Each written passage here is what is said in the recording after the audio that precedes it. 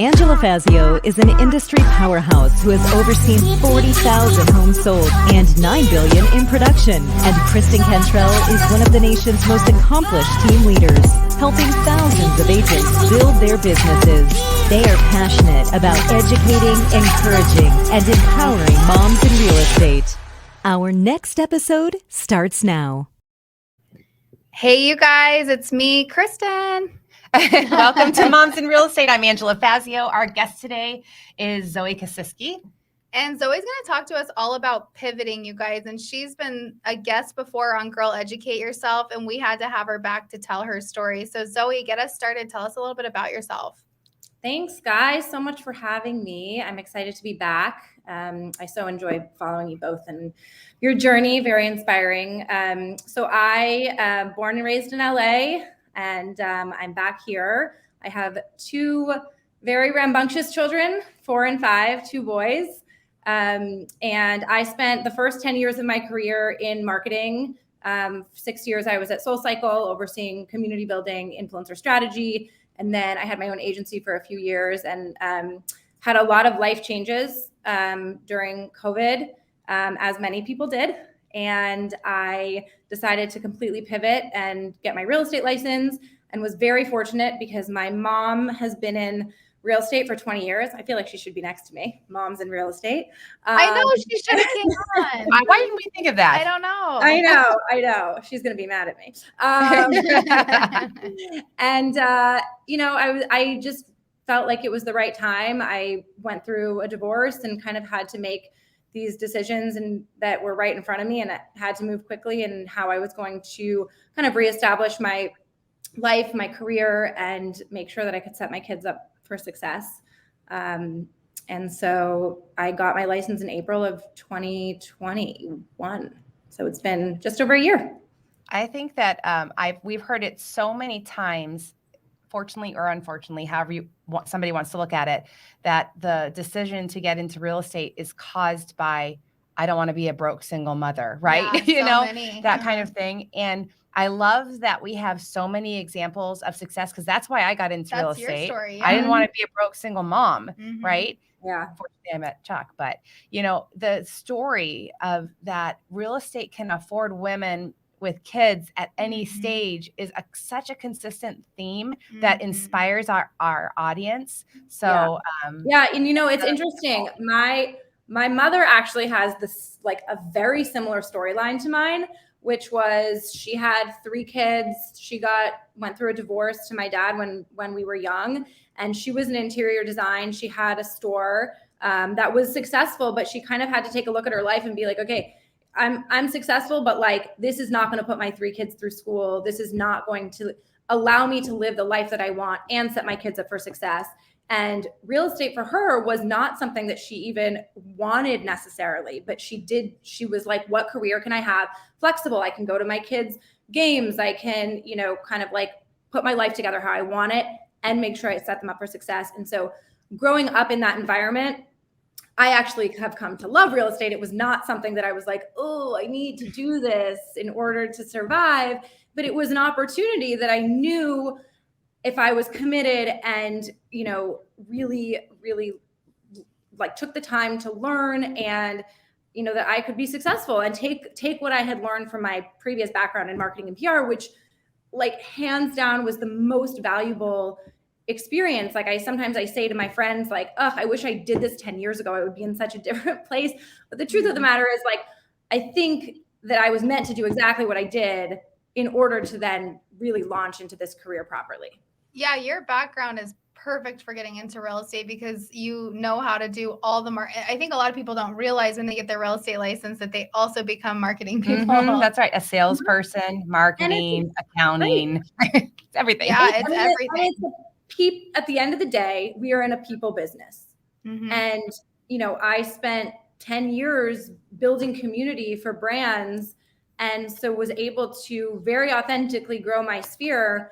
And when I jumped into real estate, I was like, okay, what's the first thing I'm going to do? What's the most accessible way to get in here? And that's, let me tell everyone I know what I'm doing and what I'm changing. And at least then it's in their ear. And we're also in a business where you have to build trust, and that takes time. I can't say in April 2021 I was the most experienced agent, but I certainly had already had established trust with a large part of my community. We talk to real estate agents who actually, they don't want to tell when they get into real estate. They don't want to tell their friends and family. They don't want to tell their sphere that they've gotten into real estate. I'm like, that is the most ridiculous thing I've ever heard. Why would you? No, I'd rather work with people I don't know. Are you kidding me? Oh my gosh, it's crazy. I mean, you should see the email that I wrote I think I said this on the last one I was last podcast. But it was like, I wrote this email to everyone I knew and was like, it was the biggest shameless plug. I was like, I can't be shy. And I want to just tell everyone not only that I'm going to real estate, but how they can help me. Even though deep down I was like, I'm cringing at doing this, but it was like, that's how you kind of have to be out there. Well, I actually think the subject of your email should be, "This is my shameless email. You better help me." I would do that. I think it was pivot. I think it was career pivot. Here's my shameless ask. Yes, I love that. That's so authentic to some people. That would be authentic to me. I would say that. 100%. I could see you saying that. And I would read that email, and I'd love you so much if my friend wrote me that email. I agree. I'd be like, let me get behind her and help her. It was like, and I was like, even if you're not looking to buy or sell your home, if you are open to giving me a referral or just having an initial conversation, here I am. Hear me roar. Hear me roar. Wow. That wasn't really a roar. Oh my gosh, I love it. Okay, so tell us, I know a lot of people probably are like, oh my gosh, how do you work with your mom? So tell us the dynamic between you and your mom and how you've come in, because I know you've helped her in so many ways as well as she's helped you. So tell us what that's looked like. Yeah, we are fortunate enough to have a wonderful dynamic. I was very close to my mom growing up. I would say challenges boundaries because, we spend all day together. We are on the phone all the time if we're not in person. She lives a mile from me. And because I'm a single mother, she's also very helpful with my kids. Now, that said, that's the most wonderful is because we can kind of bounce off of each other and just our relation. It's like two puzzle pieces that fit so well. She has 25 years of knowledge that she's been able to infuse in me over the past year. And I'm just trying to be the biggest sponge that I possibly can. And I bring kind of this new generation of what does it look like to be in real estate now? What does it look like to have a presence on social media, to be a brand as opposed to, not just a real estate salesperson, but to really build a community around your brand and who we are. And I think, people love that we're a mother-daughter team because we also cover two completely different age groups. Yep. Yep. And you know what's so cool? It takes humility on both parts. You are obviously, I could hear it all in your voice. I want to be a sponge. She's got 25 years of experience, but she also has to be humble too. You've got a huge skill set that she probably doesn't have. And that's rare. You're so blessed to have that dynamic for all these reasons, for your kids, for your relationship, for your business. That's just a blessing from God. Yeah, it really we are is. so lucky. Truly, truly so lucky. And it's so funny. She jokes. She's like, she's never been, there's an accountability piece, right? So now you're in a partnership and it's almost like a different kind of accountability because one would think it's easy to be like, oh, I can't be there because I'm telling my mom she can't get mad at me. But it's almost like more of an accountability because we're like, she jokes to her friend. She's like, my boss says I got to be in the office because I'm like, stop, let's go, sister. I love that. We have things to do. And she's used to just kind of making her own schedule. And then there's a whole other difference in where I am in my life. I want to work, but I need to work.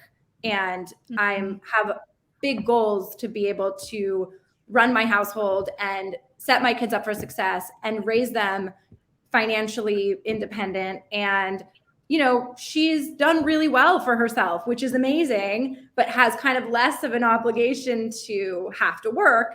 But I think it's really wonderful because she is when I'm kind of feeling high strung, like I need to, do all these things today. She's like, okay, but also like take a walk. Nice. I love that. I think that's so fun. I think I like literally I put in my brain like what would it be like if me and my mom worked together? No, it would not work. Like nope. that. Nope. I love my mom. But Neither of we're my not mothers. Not my mother-in-law and not my mother. No.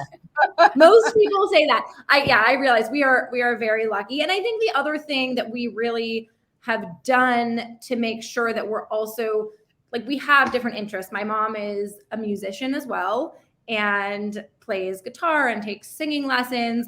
I certainly don't. No one wants to hear my voice. And she is very involved in music groups and at like KCRW. And so that's kind of her like networking sphere. So she'll, go to an event that I don't necessarily need to go to or want to go to. And then I have my yoga classes that I take and different mom communities that I'm a part of. And so we kind of take that time to be separate, but ultimately we're also kind of driving everything back to the business. Yeah. I like cool. the whole theme of the different types of accountability partners that you can put into your real estate business. So, because as I think about who are my best accountability partners, it's this chick sitting next to me is one. Yeah. My husband for sure is my highest accountability partner. And it's like the different forms of accountability that you allow into your business and into your life is enriching. It's not suffocating, it's enriching. And I think that sometimes people shy away from being held accountable in different ways because they feel like it's going to be a burden. Yeah, it's not. Yeah, no, it's really important because we have to be our own. I mean, when you're an entrepreneur and when you're in this business, you have to be your own, advocate and really set your own pace and schedule and consistency. And it's hard when you're juggling. I mean, the juggle's real. You're juggling kids. Like you want to be there for them. And you also literally planning the summer right now. I'm like, I think that's why I'm so like discombobulated. Yeah, because that's a lot. I'm when like, your kids oh are my little, gosh, it's a lot. They and can I'm just like, hang out. Like I can't have Calendly like go book on my calendar because I don't. It's too much. It's like it's too much. Not in June and July. Not in June and July. I know it's insane. There's one thing that has like really helped me as an entrepreneur and especially in this business because although before I felt like I was working around the clock and I think that's just who I am. I like to work and I like to service my clients and be there for them. I mean, we're in a people business, but one thing someone told me once, which I have like taken to heart and I really stand by is it takes 15 minutes of undivided attention for your kids to feel like they're paid attention. So true. And 15 minutes, we can all find 15 minutes in our day. Some days I will say, it does feel impossible some days. And I'm like, that's crazy. It's 15 minutes. But like phone down, computer off, on the floor with the kids, 15 minutes. If I've done that, I'm like, I can sleep at night. Yeah. You know what? Confessions of a teenage mother. Yesterday, I'm not a TikTok chick at all. I literally danced with my daughter, not on actual TikTok, but we learned a TikTok together. Oh, that's cute. Like that a couple would do, but we did it as mom and daughter. She probably had so much. It was actually fun. I'm not gonna lie. It was actually fun. Yeah. No, that's amazing. I mean, that's when I wish I had a teenager. Secretly want to be on TikTok. Don't say that out loud. I can't even like imagine. Like everyone's like, "Oh, TikTok." I'm like, I can't even get on it. Like, there's no more time for me to do it. It's not on my phone. So share with us, like, what are some of like your goals? What are you working on? What's kind of like the next big thing for you guys? So we had a really good first year as a partnership, which was awesome. I think just numbers wise, we have big goals and we want to go above and beyond that, as everyone probably does as every year progresses. So my family's been doing investment, real estate for quite a long time. And my brother, sister, and I have always been kind of a part of it. But I think we want to open a whole new revenue stream of our business, buying properties, flipping. We have a couple long-term holds right now, but we kind of want to get into more of the flipping world. So we're currently on the hunt for a fun project. I think my mom having the interior background, we both are very aesthetic people. And when we're working with clients, if we're prepping the sale of their home, we spend a lot of time educating them on why prepping a home is so important. Because it can be the difference between big numbers. Yes, you're right. And so, yeah. You need to listen to Camilla Jeff's episode is coming out soon, and her whole story is it's fantastic. Like, you got to do what she did with her kids. She teaches her. She calls them live-in flips. So they buy a home, live in them, and flip in them. But she would actually her whole family was part of the process. Her kids worked on the flip, and then they would get some money when they flip the home. Yeah, don't give it away. I won't, but it's so good. Yeah, both her so girl good. Educate yourself and Moms in Real Estate. You'll be like looking at the way that you raise your kids about money handling in a whole nother light. Yeah. I literally went home and was in bed last night with my husband talking about it. I was like, oh my gosh, I have this this really good girl. So anyways, it will be awesome for you if that's amazing. Yeah. I think that's one of the things that my kids, they know that mommy goes to work every day. And, there's definitely, I'm sure so many people can relate. You have a lot of guilt with how much we're working. And I've had to really work through letting that go. Because ultimately I just want to set a good example for my kids. And I want them to know that, hard work pays off. And that I'm here for them and that I can be present and all those things, even though that sometimes feels impossible. There's a lot of impossible expectations put on us. And I feel like that's where the guilt comes in. So telling your kids that's not an okay expectation of me. Right. I'm totally comfortable with that. And I really spent a lot of time talking to the boys about just what I do. They've come to showings and open houses and, the weekends I'm they're strapped to me half the time and I'm like, you're coming with me. But I think it's been really helpful in them understanding, what I do. Just, I think involving your kids as much as you can is important. I love that. I love your whole story. I know. I love your demeanor and the way that you explain your life. It's so optimistic and positive. It's great. And tell your mom she needs to come on next time. We need to have we're gonna do we'll do Moms of Moms in Real Estate. Yes. Well, I have an idea about that.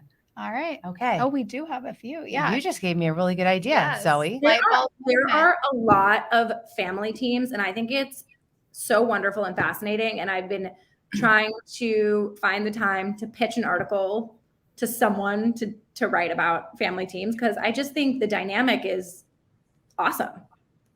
Yeah, I do too. That's awesome. Well, you guys, if you're listening, make sure that you mark your calendars for the beginning of November. It's the first week of November. It's theflourishevent.com. We will have all of our guests posted in June, all of our speakers. And so, just keep an eye out for all the information on our Instagram, Moms in Real Estate. Yeah, and there's never been an attendee that hasn't said that has been absolutely the most incredible experience. So people if you cry. can make it, seriously. And it's a Godfest a lot. It is. Yeah. So that's in Chandler, Arizona. So look it up. Thank you, Zoe. I really appreciate you. Thanks, Zoe. Guys.